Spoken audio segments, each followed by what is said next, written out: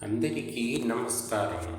ఆంధ్ర మహాభారతమునందలి శాంతి పర్వం చతుర్థాశ్వాసంలోని కథాంశాన్ని వివరించుకుందాం. వివరిస్తున్నవారు బాలసుబ్రహ్మణ్యం, కలవలపల్లి. వ్యాసం వసిష్ఠనప్తారం సిక్తే పౌత్రమకల్మషం పరాశరాత్మజం వందే సుఖతాతం తపోనిధిం. జనమేజయ మహారాజునకు వైశంపాయన మహర్షి మహాభారత కథను చెప్తున్నాడు. ఓ జనమేజయ మహారాజా, అంపశయ్య మీద ఉన్న భీష్ముడు ధర్మరాజుకు అనేక ధర్మ సూక్ష్మాలను వివరిస్తూ ఉంటే ధర్మరాజు తనకు కలిగే సందేహాలన్నీ అడిగి తెలుసుకుంటూ ఉన్నాడు. ఆ సందర్భంలో ధర్మరాజు, పితామహ, ఎవ్వని తలచుకుంటే మానవుడు పరమాత్మను చేరగలుగుతాడు? ఏ ఉపాయంతో మానవునికి పరమాత్మ చింతన అలవడుతుంది అని అడిగాడు. భీష్ముడు సమాధానం చెప్తూ, ధర్మనందన, ఈ విషయం నేను నారదుని ద్వారా విన్నాను, అది ఇప్పుడు నీకు చెప్తాను అని నారదుని శ్రీ మహావిష్ణువును మనస్సున తలుచుకొని, ఒకసారి నారదుడు, దేవదేవ, నిన్ను పొందగోరే జనులు నిన్ను ఏ విధంగా తలుస్తారు, ఏ జపం చేస్తారు, నాకు తెలపండి అని అడిగాడు. అప్పుడు విష్ణువు, నారద, నన్ను ధ్యానించడానికి 3 లక్షణాలు కావాలి. 1 పరమ భక్తి, 2వది నిర్మలమైన శ్రద్ధ, 3వది ఇంద్రియ నిగ్రహం. అకల్మష హృదయం కలవారికి ఈ 3 గుణాలు సులభంగా లభ్యమవుతాయి. నిరంతరము నన్ను ధ్యానం చేయడం వల్ల మనసులోని కల్మషం హరించబడి నిష్కల్మషులు అవుతారు. ఓంకారంతో మొదలై నమః అనే పదము వద్ద 6 గుణములు కలిగిన ఐశ్వర్యవాచకం. ఈ పదములకు శివనామంతో చేరిస్తే అది మహామంత్రం అవుతుంది. ఈ మంత్రం వల్ల ధర్మ, అర్థ, కామ, మోక్షములు సిద్ధిస్తాయి. తరువాత నారదుడు అనుస్మృతి గురించి చెప్పసాగాడు. అవ్యక్తుడిని, శాశ్వతుడిని, అఖిల ప్రభవై భూమిని పాలించువాడిని, భక్తవత్సలుడిని, విష్ణువును, పరమపురుషుణ్ణి, అక్షయుణ్ణి చేతులు జోడించి ఆశ్రయించాలి. పుండరీకాక్షుని, భువన సాక్షిని, నిత్యుడిని, పురాణ పురుషుణ్ణి ప్రార్థించాలి. పరుని, సహస్రాక్షుని, అక్షరుని, లోకైకనాథుని, భవ్యుని కొలవాలి. భూత భవిష్యత్ భవత్ప్రభువును, సర్వతోముఖుని, భూత సంప్రవర్తిని, అమృత్యువును, అచ్యుతుని, అనంతుని, ఋషికేశుని, రవి సహస్ర విభుని, హిరణ్యగర్భుని, అబ్జనాభుని, సత్యుడిని, అదాద్యంతరహితుణ్ణి, భూగర్భుణ్ణి, ప్రభువును, భక్తి గమ్యుణ్ణి ధ్యానించాలి.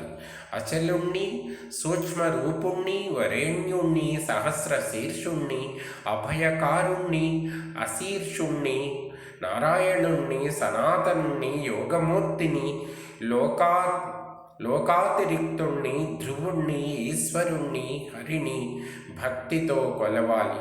ఈ చరాచర జగత్తుకు ఎవడు అధిపతో, ఎవని నాభి నుండి పుట్టిన పద్మము నుండి బ్రహ్మ జన్మించాడో, ఎవరి కారణాన ఈ జగములన్నీ సృష్టించబడ్డాయో ఆ ముకుందుని నేను కొలుస్తున్నాను.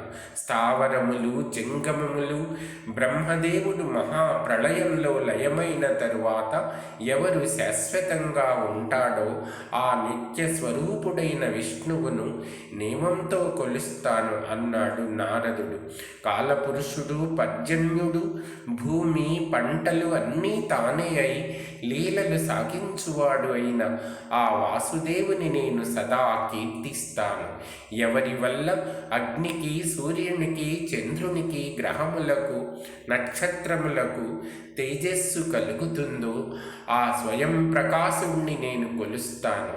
యజ్ఞధరుడు, పంచయజ్ఞుడు, లక్ష్మీ నివాసుడు, యోగమునకు ఆధారమైన వాడు, ఈ సర్వజగత్తుకు ఆధారమైన వాడు, ఈ సర్వజగత్తు ఆరాధింపబడు శ్రీహరిని నేను ఆశ్రయిస్తాను. నిశ్చలమైన వాడిని, పాంధుణ్ణి, సకలలోకధరుణ్ణి, నిరాకారుణ్ణి, సాగరమంత పరిజ్ఞానం కలవాణ్ణి, 5 కాలములను ఎరిగిన వాడిని, సకల గుణములు కలవాడిని, నిర్గుణుణ్ణి నేను భక్తితో కొలుస్తాను. కనిపించే సకలమునకు కారణమైన వాడిని, ఎవ్వరికీ కనిపించక ఆవల ఉండువాడిని, భక్త పరాధీనుడిని, వాక్చాతుర్యము కలవాడిని, సకల శుభములు కలిగించేవాడిని నేను స్తుతిస్తాను. జ్ఞానులు, యోగులు, జితేంద్రియులు ఎవరిని పొందిన తిరిగి రారో అతణ్ణి నేను శరణు కోరుతున్నాను. ఈ సమస్త లోకములను తన అంశతో నిర్వహించువాడిని, దయాకరుణ్ణి, పద్మనాభుణ్ణి నేను స్తుతిస్తాను. పంచభూతాత్మక ప్రకృతిని తన పంచముఖాలతో అనుభవించు క్షేత్రజ్ఞుణ్ణి, త్రిగుణాలను లీలగా అనుభవించు మహానుభావుణ్ణి ఆత్మానుసంధానం చేసుకుంటాను. జ్ఞానులు, సాంఖ్యులు ఎవరియందు చేర్తారో ఆ పరమాత్మను నేను ధ్యానిస్తాను. సూర్యుడిలో లీనమై చంద్రునిలో ఉండి ప్రకాశించే ఆ అంతరాత్ముణ్ణి భజిస్తాను. సూర్యునిలో, తారలలో, చంద్రునిలో తేజమై ఉన్న వాడిని నేను దర్శిస్తాను. గుణములకు ఆది అయినవాడు, నిర్గుణుడు, లక్ష్మీవల్లభుడు, అజుడు, సూక్ష్ముడు, అంతటా తానై నిండి ఉన్నవాడైన హరిని ప్రసన్నమయ్యే వరకు ప్రణుతిస్తాను. అంతటా నీ ముఖములతోనూ, కళ్ళతోనూ, నీ తలలతోనూ నిండిన నిర్వికారుణ్ణి, నిర్మలుణ్ణి, సర్వసాక్షి అయిన గోవిందుని నేను కొలుస్తాను. ఓ నారాయణ, నిన్ను తెలుసుకుంటే కాని ప్రాణులకు ఈ సంసార బంధాలు వీడవు. మనస్సుకు, ఇంద్రియములకు గోచరము కాను. నిన్ను చేరు మార్గము ఏది? సిద్ధులు అరిషడ్వర్గాలను విడిచి నిన్ను కొలుస్తారు. కర్మ ఫలాలను జ్ఞానాగ్నిలో ఎవరు దగ్ధం చేస్తారో వారే నిన్ను చేరుకోగలుగుతారు. అన్ని దేహములలో ఉండే నీవు దేహధారుడివి కాదు. ద్వంద్వాతీతులైన యోగులను సదా రక్షించేవాడివి నీవే. ఈ ప్రకృతి, సమస్త భూతములు, బుద్ధి, అహంకారము నీవలనే ప్రకాశిస్తున్నాయి. సమస్త సృష్టి నీమయమే. సమస్త సృష్టి నీలో ఒదిగి ఉంది. నీ మహిమ వల్ల భిన్నత్వంలో ఏకత్వం, ఏకత్వంలో అనేకత్వం ప్రకాశిస్తున్నాయి. దారములో ఉన్న మణుల వలె సమస్త జగత్తు నీయందు ఇమిడి ఉన్నది. నీకు పుట్టుక లేదు. నీవు అకారణుడివి, అన్నిటికీ కర్తవు. ఈ భూతకోటిని సృష్టించి చివరకు లయము చేసేవాడివి నువ్వే. తత్వము, అతత్వము నీవే. అందరిలో ఉన్న కూటస్థ చైతన్యము నీవే. ఓ ముకుంద, నాకు ఎవరియందు ప్రేమ కానీ ద్వేషం కానీ లేదు. నాకు యుక్తి, బుద్ధి, అహంకారము, సత్వ, రజో, తమో గుణములు నాకు లేవు. ఏ కర్తవ్యము నాకు లేదు. ధర్మాధర్మములు, ఇంద్రియ లోలత్వము, విషయవాంఛలు నాకు లేవు. నాకు బాధల నుండి, మరణము నుండి మోక్షము ప్రసాదించు దేవా. నిన్నే శరణి వేడే నా మీద కరుణ చూపించు. నా జ్ఞానేంద్రియములు, కర్మేంద్రియములు, పంచభూతములలో కలిపి నన్ను కటాక్షించు. గోవింద, ఈ పంచభూతాత్మక శరీరమందలి నీటియందు, అగ్నిని అగ్నియందు, వాయువును వాయువునందు, ఆకాశతత్వమును ఆకాశమందు, చిత్తమునందు, అహంకారమునందు కలిపి ఈ వ్యక్త శరీరమును అవ్యక్తమున కలిపి నాలోని త్రిగుణములను తన్మాత్రలను నశింపజేసి నాకు ముక్తిని కలిగించు దేవా. నన్ను నీలోకి తీసుకొని జనన మరణ చక్రము నుండి నన్ను విముక్తుణ్ణి చెయ్యి. నేను హరియందు ఉన్నాను, నాయందు హరి ఉన్నాడు. నాకు సతతము నిన్ను కొలిచే భాగ్యం కలిగించు దేవా. నేను పూర్వజన్మలో చేసిన పాపపుణ్యములు నా అనుభవంలోకి రానిచ్చి రుణ విముక్తుణ్ణి చేయి దేవా. ఎల్లప్పుడూ నిన్ను మనమున తలిచే నన్ను నీవు నీవాడిగా భావించి వాత్సల్యంతో కాపాడు. వాసుదేవా, నన్ను మరువకు. నిన్ను సదా నాలో నిలుపుకుంటాను. అవ్యయుడవు, సనాతనుడవు, అగ్రాహ్యుడవు, చిన్మయుడవు అయిన నిన్ను పునరావృత్తి రహితము కోసం స్మరిస్తాను. పరమాత్ముడిని, నారాయణుణ్ణి, ఆది అంతము లేని వాడిని, భక్త సులభుణ్ణి, షడైశ్వర్యములను కలవాడిని ఎల్లప్పుడూ నేను నమస్కరిస్తాను. సర్వకాల సర్వావస్థలయందు నిష్ఠతో నిన్ను కొలిచినవాడు సకల పాపముల నుండి విముక్తుడై అవ్యయానందము పొందగలుగుతాడు. అన్ని కల్మషములను ధ్వంసం చేసి ఆ విష్ణు అను స్మృతిని ఎవడు యజ్ఞం చేసే సమయాన, దానం చేసే సమయాన ఎవడు స్మరిస్తాడో అతడు జ్ఞాని అయినా అజ్ఞాని అయినా తగిన ఫలమును శతాధికంగా పొందగలుగుతాడు. ఈ అనుస్మృతిని దేవతా పూజలలోనూ పితృకార్యములలోనూ పరమనిష్టతో చదువుతారో అతనికి పుణ్యలోకములు కలుగుతాయి. ఈ అనుస్మృతిని అమావాస్య, పౌర్ణమి దినాలలో స్మరించిన వాడికి సకల సంపదలు కలుగుతాయి. ఈ అనుస్మృతిని విన్న భగవంతుని స్మరించిన వాడికి అతడు అంటరాని వాడైనా హీన కులజుడైనా అతనికి ఉత్తమ గతులు కలుగుతాయి. ఇక ఉన్నత జాతుల వారి సంగతి చెప్ప పనిలేదు అని విష్ణుమూర్తి నారదునికి చెప్పాడు. ఇంకా విష్ణుమూర్తి నారదునితో, మునీంద్ర, మానవునికి కర్మఫలములన్నీ అంతము అయిన తదుపరి మోక్షమును పొందగలుగుతాడు. అన్ని దానముల కంటే జ్ఞానదానము గొప్పది.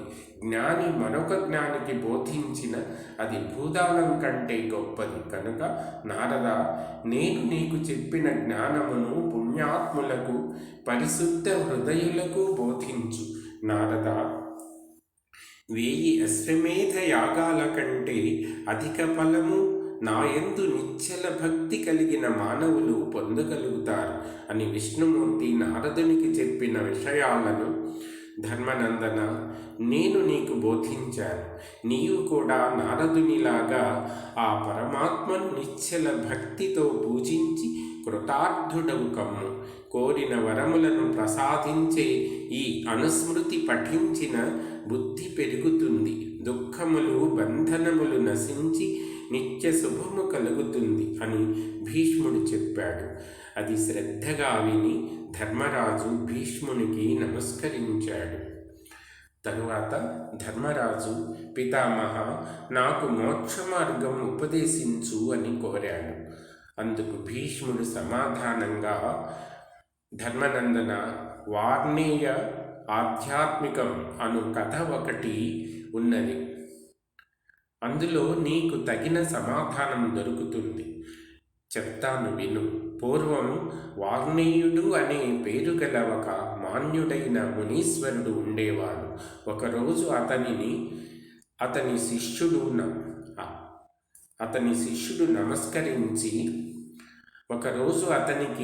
శిష్యుడు నమస్కరించి గురువర్య, మీరు నాకు మోక్ష మార్గం ఉపదేశించండి అని అడిగాడు.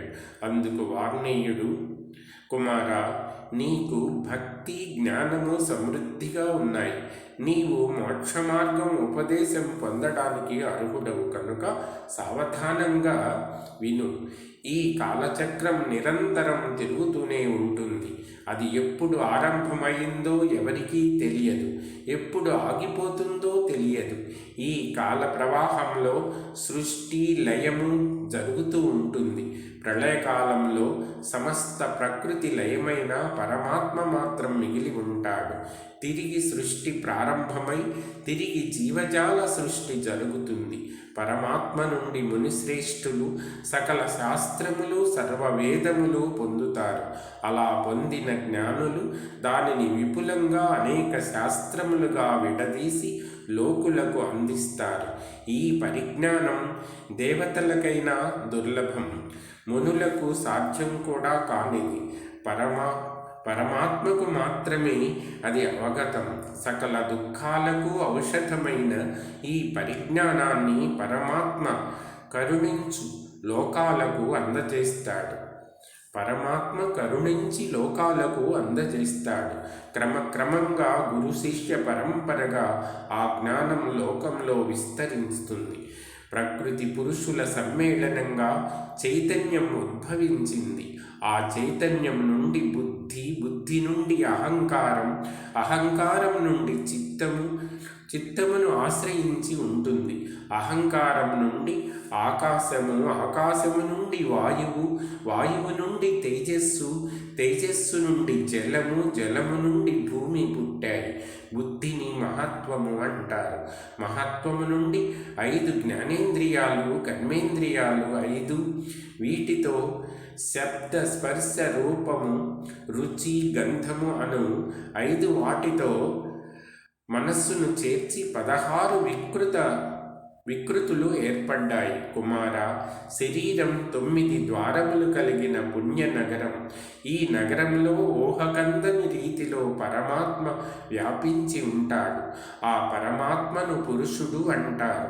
ఆ పురుషుడు అమరుడు, అవ్యయుడు, అజరుడు, అమేయుడు, అమలుడు. చెట్టునందు దాగి ఉన్న అగ్నిలాగా పురుషుడు జీవులలో అవ్యక్తంగా ఉంటాడు. ఎండిన చెట్టు రాచుకున్నప్పుడు చెట్టు నుండి నిప్పు పుట్టిన విధంగా జ్ఞానాగ్నిలో దగ్ధుడైన మానవుడు యోగంతో మనస్సును మథించిన పరమాత్మను కనుగొనగలుగుతాడు. ఈ పురుషుని ఉనికి వల్ల ప్రాణులు చూచుట, వాసన చూచుట, స్పర్శ జ్ఞానము, రుచి తెలుసుకొనుట ఇలాంటివి తెలుసుకుంటాం. కుమార, ఈ భూతకోటి అవ్యక్తం నుండి వ్యక్తమవుతాయి, జీవిస్తున్నాయి, నశిస్తున్నాయి. పుట్టడము, పెరగడము, నశించడము వీటికి పురుషుడు సాక్షీభూతుడు. ఈ కాలచక్రమునకు అంచులు 7, దానికి అవ్యక్తము కేంద్రం. ఆ చక్రము చుట్టూ 16 వలయాలు ఆవరించి ఉంటాయి. వాటి మీద పురుషుడు అధిష్ఠించి ఉంటాడు. మానవుడు త్రిగుణములకు లోబడి నడుచుకుంటాడు. విఘ్నుడు వాటికి లోబడక వివేకంతో నడుచుకుంటాడు. ఈ లోకంలో వేదాంత విధులు అరుదుగా ఉంటారు. వారు ప్రవృత్తి లక్షణముతో ధర్మాచరణ చేస్తుంటారు. సాధారణ మానవులు సుఖములలో తేలుతుంటారు. అందువల్ల వారు పుణ్యాత్ములు కాలేరు. ప్రవృత్తి కార్యములు చేస్తూ ఉన్న దేహాభిమానం వదలని వారు కామక్రోధములను విడువలేరు. కనుక విఘ్నులు దేహముపై అభిమానమును వదిలివేయాలి. అరణ్యం లాంటి ఈ సంసారంలో మానవుడు అత్యంత కుతూహలంతో తిరుగుతూ ఉంటాడు. ఎంత ప్రయాణించినా అవతలి ఒడ్డు చేరలేడు. శరీరానికి వచ్చిన రోగమును ఔషధ సేవనంతో నయం చేసుకున్నట్లు దేహాభిమానం పోవడానికి సత్యము, శౌచము, శమము, దమము పాటించాలి. పంచభూతములకు, జ్ఞానేంద్రియాలకు, కర్మేంద్రియాలకు, ఈ భూమిని ఏలే అధిపతులకు అహంకారము నివాస స్థలం. స్మృతి, సంప్రీతి, ప్రసన్నత మొదలైనవి సత్వగుణము వల్ల జనిస్తాయి. రాగము, ద్వేషము, మోహము, లోభము రజోగుణ ఉత్పన్నములు. దర్పము, శోకము తామస గుణం ఉత్పన్నములు. తామస గుణం వల్ల ఉత్పన్నములు. జ్ఞాన సముపార్జనకు ఈ 3 గుణములు అవరోధములే. అయినా మానవుడు ముందు రజో తామస గుణములను విడిచివేసి మనస్సును సత్వగుణ ప్రధానంగా చేయాలి. సత్వగుణం జ్ఞాన సముపార్జనకు తోడ్పడుతుంది. మానవుడు అహంకారంతో చేసే పనుల వల్ల మానవుడికి వెలుపలి ప్రపంచ బంధం ఏర్పడుతుంది. అది పునర్జన్మకు కారణమవుతుంది. స్త్రీ గర్భంలో రూపుదిద్దుకున్న పిండం నవమాసములు పొర్లుతూ బయట ప్రపంచానికి వచ్చి ఈ సంసార బంధాలలో చిక్కుకొని దుఃఖసాగరంలో మునిగిపోతుంటాడు. ఈ సంసార బంధానికి మూలం ఆశ అనే తీగ. ఆ తీగ స్త్రీ అనే కొయ్యకు చుట్టుకొని పాకుతూ ఉంటుంది. ఆశ అనే తీగను ఆదిలోనే తుంచి మోక్షమును పొందాలి. జ్ఞానమునకు అజ్ఞానమునకు మూలం బుద్ధి. నేను అనే భావమే జీవుడు. ఆ జీవుడు మనస్సుకు లోబడి కర్మబద్ధుడవుతాడు. మనస్సును రంజింప చెయ్యడానికి ఇంద్రియములతో కర్మలు చేస్తుంటాడు. రాగద్వేషములను విడిచిన గాని సంసారము నుండి విముక్తి కలుగదు. మిగిలిన కథాంశాన్ని ఇంకొక వీడియోలో చెప్పుకుందాం. ధన్యవాదాలు.